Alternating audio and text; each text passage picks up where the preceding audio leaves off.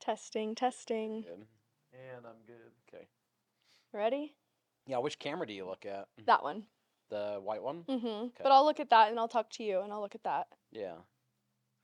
All Breathe. right, let's just do it. Okay. Hey there. We're Kin and Cam, and we got scammed by pirates last year, and we want to tell our story. Yeah. But before we get into our story, we want to give a little background of who we are and how the heck it all unfolded. So, I'm Kinley, and I'm Cameron. we met back in 2021 Mm-hmm. at a Native American drum circle. Both of us had zero intention of ever getting married Or dating for that matter. or dating. And I met him and he was like, "Yeah, I'm traveling." I said, "Cool." And I said, "I don't want to get married." And he said, "Yeah, me neither." So then we're like, "Well, let's hang out then." And so we started hanging out. And then 3 months later, we decided to move to Costa Rica together as friends because I don't know why. I don't know what the because is, but So much happens in such a little time. yeah. And I mean, you hear those stories, right? I've heard stories from my parents of like, when you know, you know. And I was like, Not yeah, me. whatever. Yeah. And yeah, it's 3 months had passed and it felt like a lifetime, like Mhm. a connection rekindled from past life. Yeah, and we still weren't planning on getting married. Like, I just felt safe with him. I wouldn't normally go anywhere with a man. Like, I was very man, like, stay away from me. But I felt safe with him. He felt like a genuine person. And so I was like, you know what? I want to travel. So does he. This is kind of a perfect opportunity for us just to go travel together because we both want it, but we're both a little scared to do it alone. Mm-hmm. So we went to Costa Rica, fell in love with Costa Rica, the people, and we're now hosts of international chakra immersions in Costa Rica. And we just love it's part of our heart. We take a group of individuals every year. Um, this year or next year, maybe even more, but every year we take them and we have a blast for 7 days. hmm And it's not just about adventure. We're tying in adventure as well as healing because that's what Costa Rica was for us when we went. Mm. Was we went to adventure, but we also healed a lot while we were there through grounding with the land and meeting the locals and learning to feel our emotions with another person. And so now we host retreats for women who come and learn to do the same. But 3 months into a relationship, you're still really trying to navigate like, who is this person? What is she like? What do I like? What was her upbringing? What is my upbringing? And then mhm. trying to balance the two. It's probably difficult enough for most people in their natural country, but to go to a foreign country, it's a little bit different. Yeah, and we learned a lot. We learned a lot. Um Here we and are still. and then we came home and we ended up getting married and this man was sure it was going to happen and I was very scared, but it was the best thing ever. Anyways, that's how we met and then now we host Costa Rica retreats and we have an online course that's helping people, not just women, process emotional traumas that they've been through and how to heal through mindfulness, meditation, yoga, food, all the things. And we've been working here in the United States, our home country, for, well, our whole lives, but since we got home from Costa Rica in 2021. So we've been working on growing our businesses. Do you want Yeah, to tell them about for yours? for solid. Yeah, I mean, I have had a contracting business, general contractor for it's been 8 years, pretty close, um, and it has served a purpose. It has definitely served a purpose for it, where we're at today, right? It's been a roller coaster of emotions. It's also been very challenging for me personally, and I'm excited for what's next. Yeah, it's been a hard 4 years. We've been very blessed, and we're also grateful for like the ability to grow businesses and work for ourselves. And it's been hard. It's been a rat race of okay, get the next job and the next job, and it's just a lot, honestly. Yeah, there's a lot to it. I mean, there's some people that do thrive off of that next, next, next, right? Or how many jobs can I get, for instance, whether it's jobs or anything in life. And it's not just me. Actually, when we met in 2021, I I had already been done at that point. Um, and then a lot of, conditioning, for instance, and beliefs and how I needed to show up in life, they really came through even more prominent when you and I were in a relationship, Mhm. when we actually became a couple that wasn't essentially running, right? My mentality was, we're moving to Costa Rica so I can run away from life. And that was the farthest thing from the truth. I mean, you know this. And it was it was challenging to just sit with myself and really think upon, like, what do I want in life? Where do I want to take my life? What path do I want to pursue? And the only thing in that moment that I knew of was that I loved you so dearly and that I wanted to spend the rest of my life with you. Hmm. And that you brought that joy back into my life from when I was unsure of where I wanted to go. Thanks, So, babe. which I really appreciate. I love Yeah, you. I love you too. But back to your conversation, or to your topic, your question.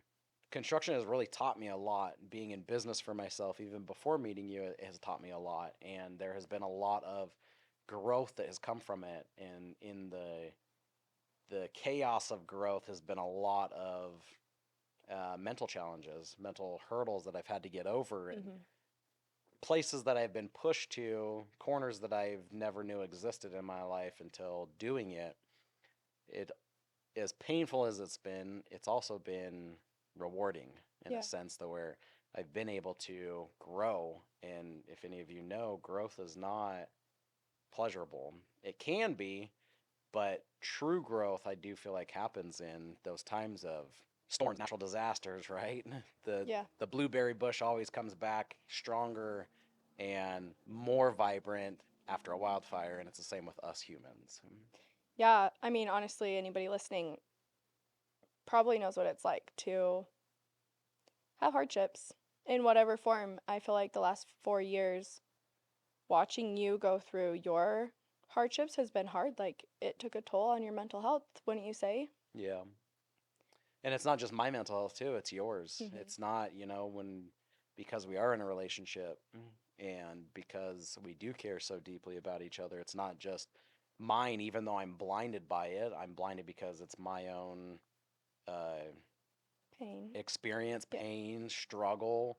I'm shedding a lot of old patterns and beliefs and conditionings or conditions, societal conditions. So yeah, it is. Yeah. It's yeah. Yeah, it's been a lot for both of us. Mhm. And then I'm also like hyper independent woman. So like you were stepping into like I have to provide as a husband if Mhm. we want a family, and then I was like I feel guilty for you to provide. I need to make money. Mhm. I need to push so hard, and I've had to work on letting go of like my conditioning Yeah. of I have to be a masculine woman and work so hard, which I want to work. I love working. I love creating. It's so fun for me, but I definitely went through phases where I was trying to save you Mm. um, from your pain, but I was hurting myself in the process. Yeah. I think both of us have experienced that, and I think both of us will possibly continue to experience it because, what else do you do when you care about somebody? Yeah. There's always a different way to go about it, but, um, societal conditions of certain, kid movies, for instance. They are like the man rescues the damsel in Hmm. distress, and just, I grew up and born in the 90s, so I'm a millennial. So that conditioning was still prominent more than it is today. Hmm. But even with your scenario or your childhood, excuse me, um, it was the same. It was Yeah. it was child movies, Disney, and you know. And I think I used to think growing up that a man was going to save me. And then when I went through my previous relationship and it failed, I don't know if fail's the right word, but I was not saved. Mhm. I Did the saving. I learned the hard way like, oh my gosh, I waited my whole life to be fixed by a man and now he's gone and I'm left with myself and then I swung the other way and was like, then I'm going to take care of myself. Yeah. I've got me was like my classic saying. I've got me. Yeah. AKA, nobody's allowed in my heart. There's a cement wall around it. And that's where Cam and I really both had the wall around our heart because we both have been through heartache Hmm. and we learned to soften. I also feel like that scenario doesn't always work for everyone, but it really did allow us to actually Yeah, just be friends, it's not for everyone. right? It is. It's not. I mean, Kinley and I both are hyper independent, right? So when we met, it was I'm gonna go travel, me, right? And you're like, oh, cool, so am I. But it was never oh, we're gonna travel together. It was a very much like, cool, you go. You do you, I'm leaving. Exactly. Like I'm gonna go do me, and you go do you. Yeah. And it definitely was an interesting dynamic, but it met us where we were at, and it really allowed us to even go to Costa Rica, to move, to really Lean on each other. exactly grow and Yeah. connect in a way, because we thought we're not even dating, we're just friends. Yeah, I can leave and go on a walk by myself. Yeah. But then we're also in a foreign country, and so yeah, it put pressure on us to heal. And I'm very grateful. And it really, I always say, like, God knew neither of us were going to get married unless we were put in a situation like that where it's like, face your demons, Yeah. face them. Yeah. And it's been so worth it. Yeah. Hands down, so worth it. And Yeah. we're talking a lot about like falling in love and our work life being hard, but we've also been through like personal challenges of miscarriages and infertility and loss in the family. And there's been a lot. I mean, everyone's life is crazy all the time. Hmm. But these last 4 years have really, we've grown a lot and we've lost a lot. And I think that's why we want to share our story, because what happened to us at the end of last year was the cherry on top. And then something happened yesterday that was whatever comes after the cherry, sprinkles or something. Like, It's the hot fudge or the caramel it's the or receipt. Um, so last year, Cameron and I worked our butts off.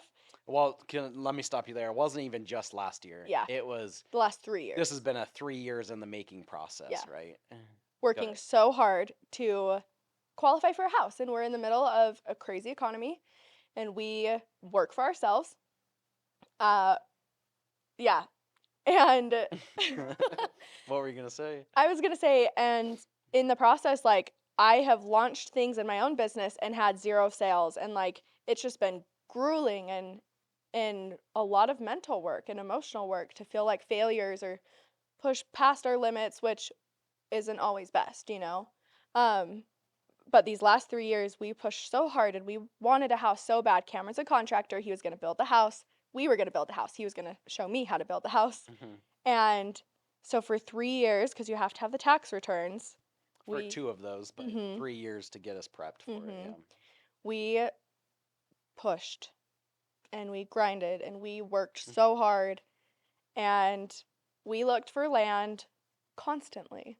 Constantly. For at least a year, Like back and forth, like trying to see what raw land's available. more than a year, I think, Yeah. even.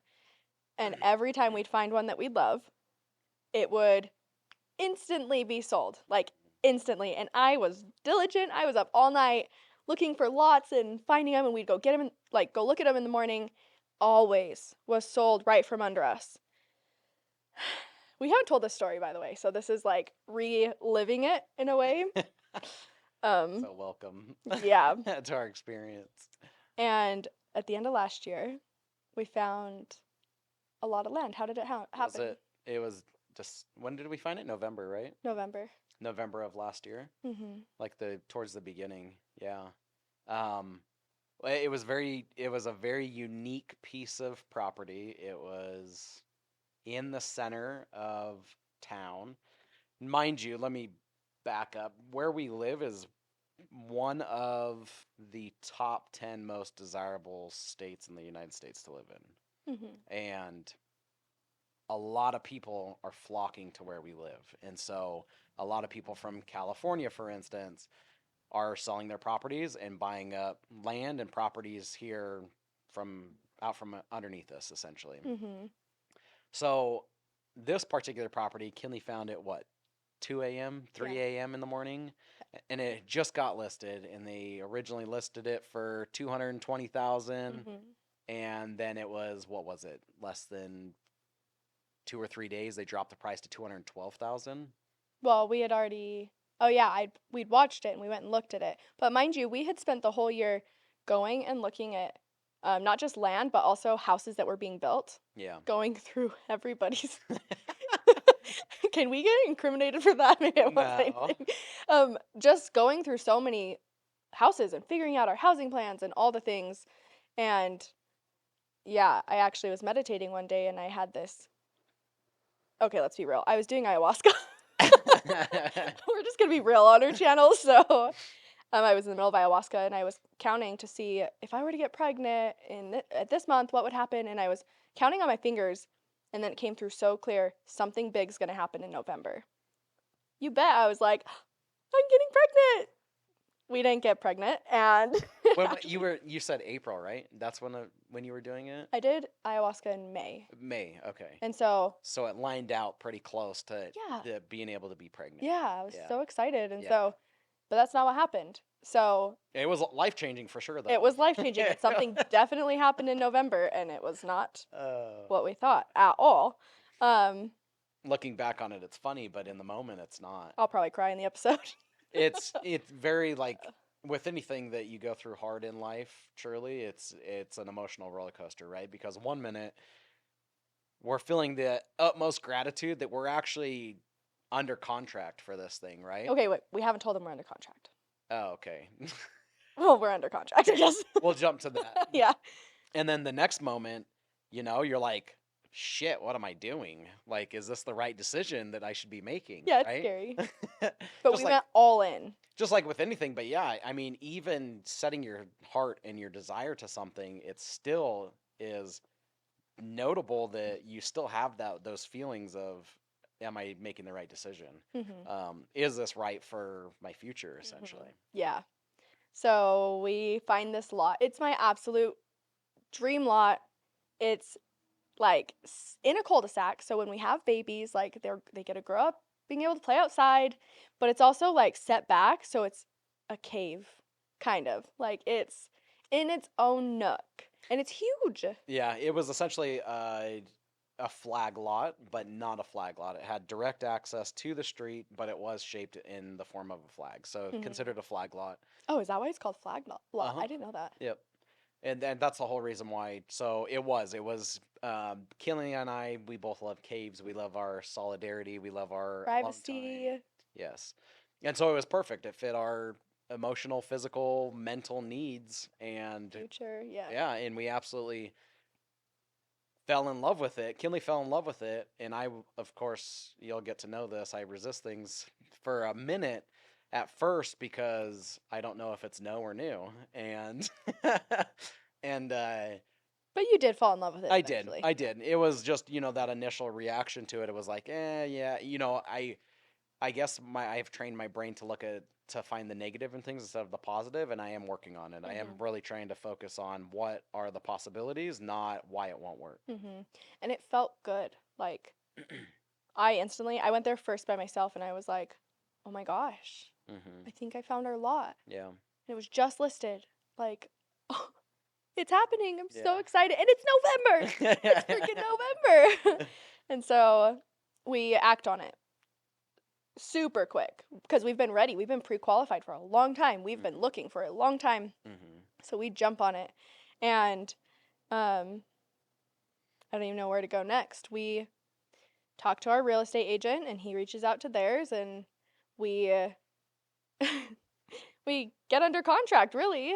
Yeah. So, to give you a little more detail on it, if memory serves me proper, it was like it had listed at 220, they dropped it to 212, and then at 212, it was on the market maybe 2 or 3 days. And in our mind, we're like, "Oh my gosh, they're desperate. They want to sell it." Yes, and so that was an indicator of like, oh, something's happened. They just need to get out from underneath it. Mhm. Perfect, motivated seller, perfect opportunity, right? Mhm. So we actually put in an offer and say, you know what? I think we put in an offer at 195. something like that. Something. I think it was like 200, but Maybe 200, somewhere around there. It was close to what they're asking for. They ended up taking the offer, and afterwards at this, it was probably within the same day. They even had a cash buyer come in and say, "We'll give you somebody else. 212 cash right Mhm. now," but we had already been under contract. Like So within a couple hours. It was yeah. insane. So the timing of it was just, it was like, okay, this is meant to be. This was our property. This was where we need to be, because why else would we be under contract Yeah. that fast? Things have been taken out from under our nose so fast. And everything was just happening like so perfectly. So Cam went, I can't say that on the podcast. He went crazy. I did, yes. And like did so much due diligence. Like you went all out, did all the due diligence. You were calling the city. He was looking to make sure it was stubbed, but like to the upmost extent. Like he wanted to make sure everything was set up, and he put so much work into the property. Yeah. While in the meantime, we also were figuring out our plans, how it's going to fit on the property, and it was all so exciting, honestly. Yeah, there was a lot of due diligence in the process of doing it. It was, and I think the hardest part was the emotional attachment to it, and just with anything, the attachment, because like you said, I was going there probably every week, at least every other day possibly, to coordinate with the city. I had the city out. Everything was working out divine timing though, because I had called the city and said the sewer and said, "Hey, I need you guys to scope the sewer to see if it actually runs the property." And then I end up just going by to look at it again, and the guy from the city that I had just called ended up That being didn't there. answer, that they weren't coming. Ended up being there, and I was like, "Hey, are you this person?" And we started talking about it. Everything lined up. Everything was like, "Okay, this is meant to be. We're in the right place at the right time." Yeah. And for a month, it was a month whole process that we were back and forth, and we ended up finding that the sewer wasn't stubbed, right? And then we would go back to him and say, "Hey, the sewer's not stubbed. It's going to be about $30,000. Will you knock what $20,000 off the price?" We'll pay some of it if you'll knock the price down a little. Yeah. But also, it's important to note that the people who were selling it lived out of state. Yes. Like, this is a very important detail. We were talking with their real estate agent, and they lived out of state, and they were old, and they just wanted to sell their property. Yeah. And so they decide that they want to knock off. They were like hesitant. They're like, I don't know. And then finally they say, yes, we'll knock down the price as long as you close within, like, by the end of this. At this point, we're into December, so they wanted it gone by the end of the year. And that didn't seem weird to us, because we're like, well, maybe taxes, or like, they were just so adamant about it being by the end of the year. Yeah. So it felt normal. Yeah. And then we go to the title company. we sign the papers and we buy the lot of land. Yeah. And videotape the whole thing because we're so proud, and I'm gonna make a video about how we bought a lot of land, and we're so excited. And we walk out, and Cam instantly gets scared because he's like, okay, it's real. Like, now it's time to actually build a house on this. Like, that's a big undertaking for two people to do. I mean, yes, it is. Keep going. There's a lot of emotion that's wrapped into it too, because if you know anything about building a house, usually it will take anywhere from 9 to 12 months to complete, and you're under a very hard deadline. And for me, it's not terrible because I do have, connections to help it. I'm in that industry.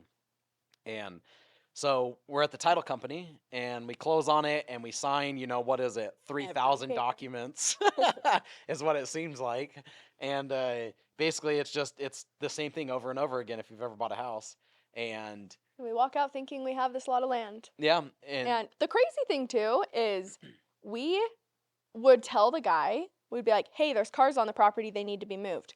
They would be moved the next day. Yep. Hey, there's a trailer still on the property. Can you get that moved? But we're about to close on the house. Yep, got it. And it's moved. Like, things were happening as if it was very real. Like, the cars were being moved when we'd asked. Someone went and mowed the area to make it look nicer. Like, it felt very real. They mowed the weeds and it Yeah. was like, okay, great. So we signed the documents, and then from the title company from where we were at to the property that we were was just probably 2 minutes away, not even. And I had like a 10-minute drive down to this office to film my first podcast episode, And which is called Effervescent, if you haven't listened to it. And it's on all platforms. But yeah, the first episode, it's like the second episode, I cry about this situation in it. yeah, and it's very real. It's very raw, just It like with happened. anything. Yeah. Mhm. But check it out, Apple Podcast. It's also on YouTube, YouTube, yeah. and yep, to see. And from the title company, I leave and then I head towards the lot to make sure that the cars were actually removed from the property because we were told, hey, the cars are going to get And it's now ours. yeah. So I head directly over there. Within 2 minutes, I call up our agent and say, hey, there's a trailer and a van, I think, that's still on the property. Can you ask them to get rid of it because we just signed the papers? And then he was like, yeah, it's probably not going to happen. I have bad news. And I'm like, what are you talking about? And he was like, yeah, it's been a scam the whole time. And from there, I'm like, how? That's the first question that comes to my mind is how? Everything felt so right. Everything like fell into play. How has it been a scam?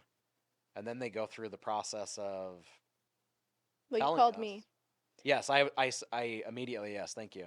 I immediately said, I need to call Kinley. I need Kinley to be on this call so she can hear it. So it's not just me trying to relay it. And so I three-way with Kinley and I tell her, and I said, I got bad news. It's been a scam the whole time. And what was going through your head when I told you? The very first thought I had was I could tell there was something wrong in your voice, and so my body started to go into shock a little, Mm-hmm. and I like felt my body goes tingly, and so I like took a deep breath, and I just started focusing on my breath. That's honestly what happened. Mm-hmm. And then I got here because I was still driving, Mm-hmm. and I parked, and then I just listened, and I actually didn't say much on the call because I was so in shock. Like, how does this happen? How did we just buy a well, it was $170,000 lot of land and it be a lie? Yeah. And they explained to us there's something called title pirates, and it's a new and upcoming scam that's like blowing up where people will go in and sell land that's not theirs. And they had never seen it. They'd heard stories, but neither him, our realtor, or the other guy's realtor had seen it. And the other guy's realtor was just as shocked. He had no idea. Yeah. Yeah, to go back a little bit, it's not uncommon for real estate agents to get calls from people that are out of state that says, "Hey, I have this property, I want to sell it." It happens with raw land and it happens with single family homes. It doesn't usually happen multifamily, but it's not uncommon. And so they started going back through the documents, right? Because typically the real estate agent, the listing agent, will verify the identity of the owners, right? They'll ask for an ID of some sort. They'll ask for mailing pieces of mail. And it's not required, but this realtor did go to that extent of even asking for a driver's license. Yeah, Got a driver's license from the guy, yeah, had the right name and everything. And so he's like, okay, like, he's telling me I've talked on the phone with him. Like, yeah, he's acting very normal. It was not until the very last night, right before we signed the papers, we didn't know. But that night before we signed the papers, there was a lady in their office, the title company. Barbara. Was that her Yeah, name? Barbara. We And want it to was never forget Barbara. their title company that went to close on the property, essentially. And she's like, something feels wrong. Like, I've been in this for 30 plus years and something feels off about this. I literally cannot tell what. And so she went to the head of Remax. Remax. So the owner that owns the franchise Remax, not just a franchise owner, he owns all the franchises. And she's like, this is so strange, but I just need you to run this guy's information to make sure like I have the right phone number for him. Like, something feels so off. And actually this was the day of. It was the night before that she was like, something feels off, and they tried to call him and he was like, he answered, but he sounded like he was out at like a club or something. Mm-hmm. And they're like, we need you to sign the papers. Are you gonna come in tomorrow? We just want to make sure. And he said yes. And so they're like, okay. It was the day of that she then went to the guy at Remax, all while we're sitting in the title office Mm-hmm. signing the papers. This is all happening on the other side, and we had no idea Yeah. that she was having his name be ran through the system, and it came back that there was another phone number for him, and she'd ran it through her systems, but it was only because she had this plug is probably the wrong word, but Connection. yeah. Plugs used in the drug world. um, it's only because she knew this guy who owned a more in-depth system that she was able to find out that there was a different phone number. So they ended up calling the new number, and the other guy answered, and they're like, "Hey, are you so and so?" And he's like, "Yeah." And they're like, "Are you selling your lot of land in so this place?" And he was like, "No." And that's when they were like, "Oh crap. Oh crap. Oh crap." Yeah, we have something serious. And we'd already signed the papers, and we signed with our bank person at the place with us, and he was on the way to the bank to go make the transfer of funds. And we're so blessed. Like, we lost some money, but we saved like most of our money, like almost all of our money, Oh, because of this lady who ran it through a different system, who went the next, like, went so far to check, yeah. but we lost a lot of land Yeah, that I we mean, never even owned. that the person trying to sell it never owned. And what they did was they found the number, but they also caught him on the fake ID. Yeah. It was basically it looked like a man of, around 200 pounds, and it was a male at 110 pounds, I think. Yeah. So that was a red flag when they actually went back to Mhm. verify. And we're internally grateful for Barbara and her Mhm. help with the property. And luckily, we had given them the earnest deposit too, which was $3,000, and that was never cashed out. We actually were able to get that earnest money back. Because he was in it for the long game. So he had done this Yep. before, the person, the title pirate, Mm-hmm. where he could have just taken that money and ran. That's what some people will do. But he chose, I'm not going to take that money. I'm going to hold out for the big chunk of money at the end. Yep. And so we're really, really blessed. And it was really heartbreaking. And it's interesting because, like, you wouldn't think you get so attached to a lot of land, but like, we dreamed about our kids there, and we were so excited Yeah. to do it. And then right in an instant, it was like 2 days before Christmas. We hadn't done anything for Christmas because we were so focused on this lot of land and making sure to Mm-hmm. close, and it was a big damper, that's for sure. Yeah. I mean, we essentially put our life on hold at that time. Like Kinley said, we didn't do Christmas. Mhm. Were We're so saving for the focused on house, we were so focused on building our future, building our house, that we neglected the holidays that we absolutely love. which I almost want to say, like, one of the lessons I learned was, don't put Christmas on hold for a purchase, like, Or not that, anything. yeah, like, we were so focused on getting the house that we're like, everything's going to go to that, but like, nothing is guaranteed. We thought that was guaranteed, and it wasn't. And now, like, we didn't get to celebrate Christmas one year, which it's fine, but at the same time, like, we lost out on a memory and a moment because we were so hyper focused on like saving money. Yeah. And so, yeah, I feel like I need to say that. Yeah, I mean, the lesson was don't put your life on hold. Don't wait until an event happens in order to live life. That's essentially what it is, which is why we're where we're at right now. Well, I want to say one more thing. Okay. We then found a podcast. So our realtor, the other guy's realtor, jumped on the phone with us and was so sad and so apologetic, and he was great. He even called the real guy and was like, "Please sell your lot of land to these people. They put so much work," and the guy doesn't want to sell it, and that's okay. But our realtor sent us a podcast of someone that happened to exactly the same amount of cost for the land. It was Uh, more. for the land was the same amount. It was the same size Oh, lot, maybe a little more. But then the lady got it and she started building on it. And this was actually one of my first thoughts, like, what would have happened if we did get it? yeah, And we started building and built a house on it. And then one day someone comes to our door and is like, "This is my lot of land." yeah. And it happened to someone. And so we listened to the podcast, and basically she was in a huge lawsuit for a decade with Hmm. the people who owned the land, the person who's like, well, she was trying to find the person who scammed her, and everyone was suing everyone for a long time. They were to put into perspective, they had built the house, but they were at the window phase. So framing was done, drywall, siding essentially. Not siding, but majority of it was more than almost 50% of the house was actually done by the time the actual owner Found out. found out. And the owner of the property found out from a neighbor that had his number and said, "Hey, it looks like you finally sold your piece of property." And the guy was like, "What are you talking about? I haven't sold it." And this is in upstate New York, right?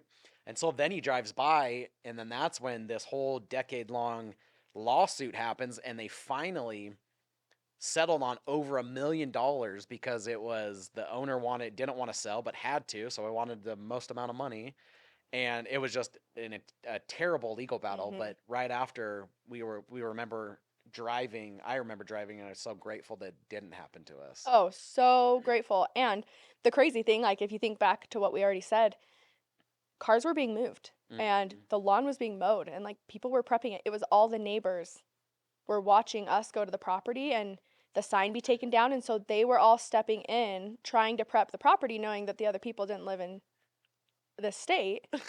It's nuts. But it was literally that we would ask, it would happen the next day. It was crazy. It was like divinely orchestrated to the point where it was like, this is meant to What the be. hell? What the Yeah. hell is really, it's like, it's confusing, right? Yeah. Anytime that you lean into intuition, your own intuition, or you look at like the, what is it? What the word that I'm looking for is like the subtleties of like, okay, my mind is finding ways of why this is meant for me. Yeah. And I would say that was the hardest part for me. Like dreaming, all that was hard. Mm-hmm. But, and knowing how much Cam put into it, hard. But the hardest part for me was my intuition told me to do it. Mm, And this is going to be the thing that makes me cry. it's okay. And I did it. And then it turned out like this. So it's like I had to really work on not beating myself up. Like that was my biggest practice through the whole thing was I listened. Why did it feel right? Why did I know something was coming in November? Why did it feel like home when I went to it? But now, months out, I mean, even not as many months out, I felt really grateful that we were the ones that happened to. So it didn't happen to the cash buyer who Mm-hmm. was about to literally pay cash. Yeah. Or it didn't happen to this old couple. Like they found out and it's their great grandma's last piece of property in our state. Mm-hmm. They've sold everything else off and they've held this one. Like they almost got screwed. Um, and so those are the things that kind of helped me in the beginning. Like, okay, I acted on it and it didn't go how I thought it would, but like it did help people. But now, knowing where we're at in our life, I'm like, oh, oh, okay, take it away, babe. Where are we There's, now? yeah, I mean, it's very interesting to your point about the intuition. I mean, we teach people about listening to their intuition. This is what we do on our Costa Rica immersions, our Mhm. chakra immersions. We teach people when they're not in a good situation, or even when they're in a good situation, how to just listen to that divine power, that higher power, Yeah. to become the best version of themselves possible. And yeah, things like that can be taken negatively, but we don't know. We still don't know, right? In this very moment, why we went through that, right? We can create the expectations of why we went through it, but we don't exactly know. Yeah. And it's for our better. I mean, you're smiling at me like as if you probably have a good indicator as I to mean, why we. it's whatever you make it, right? Like life Yes. is literally whatever meaning you choose to give it. Yeah. And I've just chosen to give it a different meaning. Yeah. Which, no, there's nothing bad about that. Mhm. I think that it really has pushed us and led us to where we're at today. And where we're at today is here. We're sitting here starting this YouTube channel. We're here wanting to share our experience and our passions in life with all of you. Mhm. And we do that. We've done that on a smaller scale, right? Doing our Costa Rica immersions. We've done that Yeah. through podcasts The course. and the course. Yeah, we care to make a difference. Yeah. And where we're at is we want to show people, stop waiting to live your life. Live your life. Don't wait to travel the world, for instance, until you're retired. Where right now your best momentum and your greatest health happens when you're young, in Mhm. your prime days, not when you're old and you can't hike or when you Mhm. can't actually see the life. And so that's where we're at. Here we are, and I'll let you announce it. I don't know exactly how to I announce mean, you it. kind of already did. We're taking the money, and believe me, this has been hard to tell some people that like don't agree with what we're doing, but we've decided for ourselves like our biggest passion in life is to travel Yeah. and to serve, to help people. And we don't want to wait. My parents, my dad can't walk and he just turned 50. And my mom is losing her eyesight and she's about to turn 50. And like, you never know. They literally thought that they would be able to walk and see and all these things. Like, we don't know. Yeah. And so we haven't been able to have babies yet. We plan on having babies. We're always trying. Um, but we're not going to wait to have babies to then get the house and then travel someday. Like, we're going to just travel and take the money that we have saved to build a house for the last 3 years. And believe us, it's scary. That is Oh not yeah. what we are taught.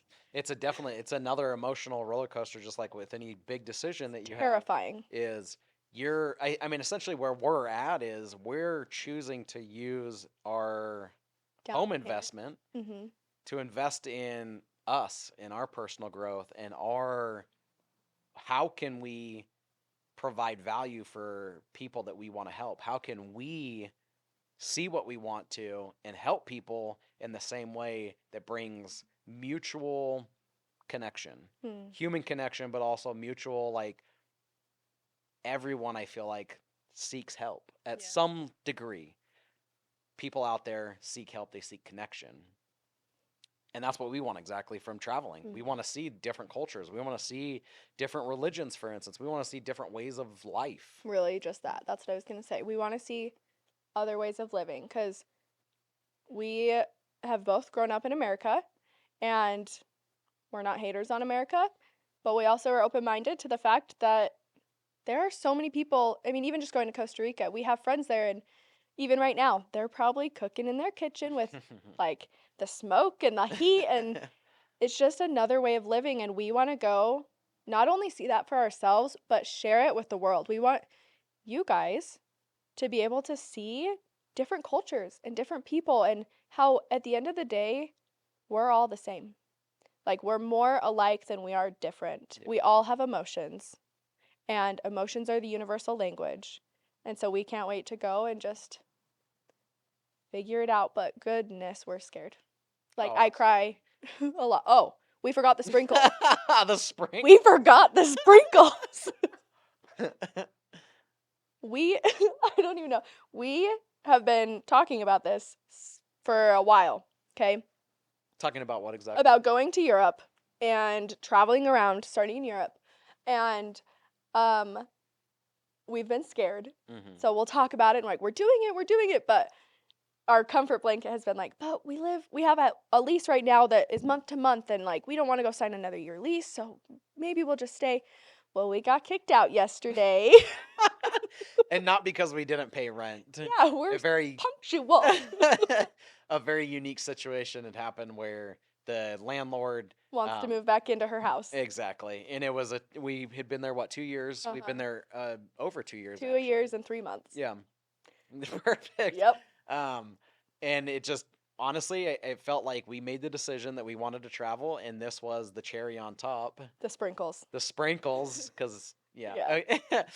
And now it's almost where the universe is literally saying, this is probably what's going to be best for you. You're best for your own mental health, your own well-being, and enjoy the journey, essentially. Yeah, like, we made the decision. We knew we wanted to, but we've been just, like, those hesitations of, like, will it actually happen? Well, what if we do this? Like, safety nets and our safety net, we just got taken. Like, we kind of just got the tiniest little nudge off the edge. So we have a month and a half until we leave, and and we know in our bodies that it's right. It feels right. It just feels scary. It's like what Cam said at the beginning. The difference between no and new. Like, no is like I feel stiff in my body. Mm-hmm. But new is like, oh, I would love that. Yeah. You know? It's like you want it, and then there's this wall that goes up out of protection. So.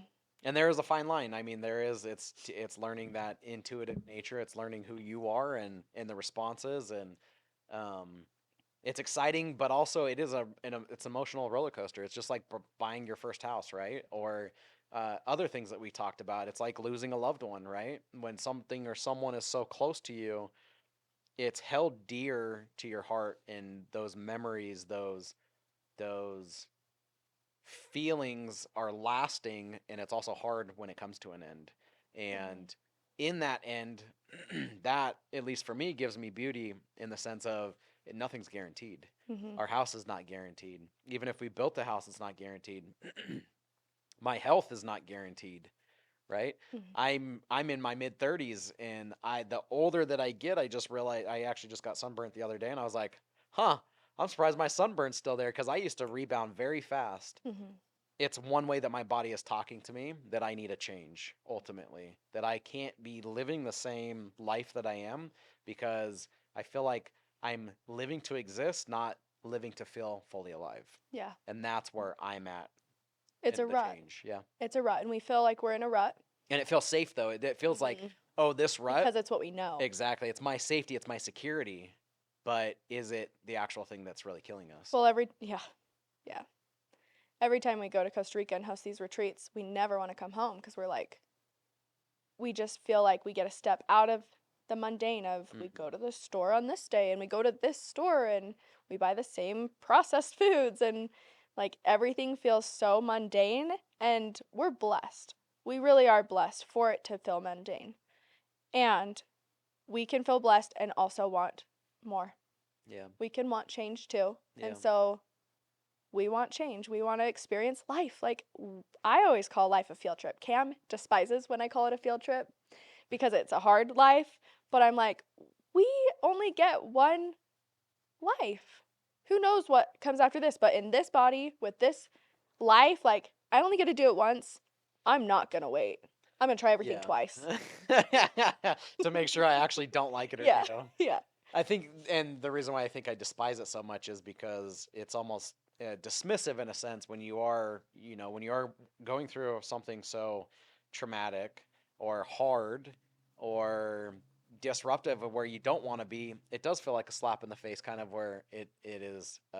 Oh, this is just a playground, because it doesn't feel Mhm. like a playground. But I am choosing actively, as hard as it is, to want to stay in the rut, to want to hold to that safety and security of, I have to keep a business because Money. this is what you do. You have to do this for money. You have to do this, this, and this. You have to check the boxes. I think the biggest thing is I don't have to check any of the boxes, and I'm still going to be fine, Mhm. because this morning I was thinking about this. When I didn't have any money, I was totally fine. I still lived. And if anything, I kind of enjoyed life a little more. Having money is just that tool that helps me have more of those things, but it doesn't necessarily mean that I will be okay when I hit a certain Mhm. goal or when I hit a certain mountaintop, that everything's going to change. It's not true. Yeah. I think that's a lie that we've all been conditioned, whether it's been societal condition or we condition ourselves to believe that. It's a big lie, and I'm not willing to subscribe to that lie anymore. Yeah, and we like everything we're saying sounds so hopeful and exciting, but like also what you're not seeing is all the stories we're telling ourselves of like, Mm. are we throwing away the life we built? Are we throwing away, I mean, in some ways hopefully we are, but in other ways like Yeah, like for hopefully. the change, but in other ways are we're just doing what society says not to do, and that's scary. Yeah. But I've also lived enough lifetimes in my life to know that like the moments that I chose to walk off the path and blaze my own trail, those were the moments that I became the best version of myself. Hmm. And I just feel like this is another stepping stone and version of that where we don't know what we're doing. We barely speak Spanish. We're practicing every day. Yep. Like if we go to Spain, like we don't know what we're doing, but we know what we don't want. We don't know what we want, but we know what we don't want. So, Yeah, I mean, the only thing that you can do is base it off of experience, right?